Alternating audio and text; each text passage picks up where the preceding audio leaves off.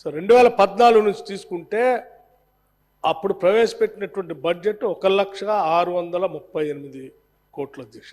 Expenditure వచ్చి కేవలం 62,306 కోట్లు మాత్రమే చేశాం. గ్యాప్ బడ్జెట్కి ఖర్చుకి 38,332 కోట్ల రూపాయలు గ్యాప్ అధ్యక్ష.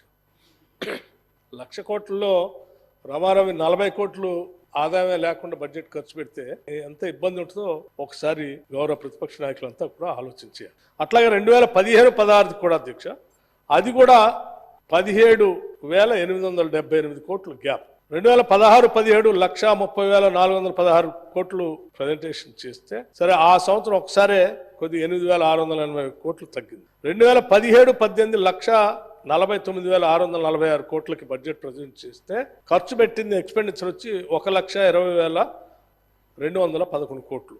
అంటే దాదాపు 29,435 కోట్లు తేడా. ఇది 80.3% గ్యాప్తో ఉంది అధ్యక్ష. 2018-19 1,74,454 కోట్లు బడ్జెట్ ప్రజెంట్ చేస్తే ఎస్టిమేట్స్ 1,35,328 కోట్లు. అంటే దాదాపు ఇది కూడా 77%, 77.6% మాత్రమే ఖర్చు చేశారు. 39,126 కోట్లు బడ్జెట్ ప్రజెంట్ చేసిన దాంట్లో ఖర్చు పెట్టలేదు. 2019-20కి వచ్చి 1,46,492 కోట్ల రూపాయలు బడ్జెట్ ఎస్టిమేషన్ ఇస్తే 1,42,857 కోట్లు.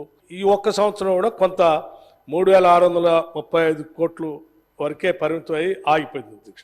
2020-21కి వచ్చేవరకు మళ్ళీ ఇక్కడికి వచ్చేవరకు 86% మాత్రమే ఖర్చు పెట్టారు. 1,82,914 కోట్లు బడ్జెట్ ఎస్టిమేషన్ వేసి మీరు ప్రజెంట్ చేస్తే కేవలం ఖర్చు పెట్టింది 1,57,000 మాత్రమే.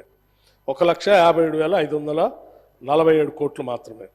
అంటే గ్యాప్ వచ్చి 25,367 కోట్లు ఖర్చే కాదు.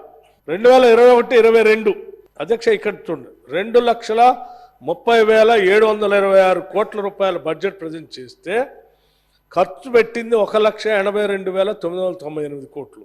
అంటే కేవలం 79% మాత్రమే ఖర్చు పెట్టాం. 47,728 కోట్లు ఖర్చే పెట్టలేదు. 2022-23 2,56,859 కోట్లు అధ్యక్ష. ఖర్చు పెట్టింది 2,04,523 కోట్లు. దాదాపు 79.6% మాత్రమే ఖర్చు పెట్టారు. అంటే 52,336 కోట్ల రూపాయలు ఖర్చు పెట్టలేదు.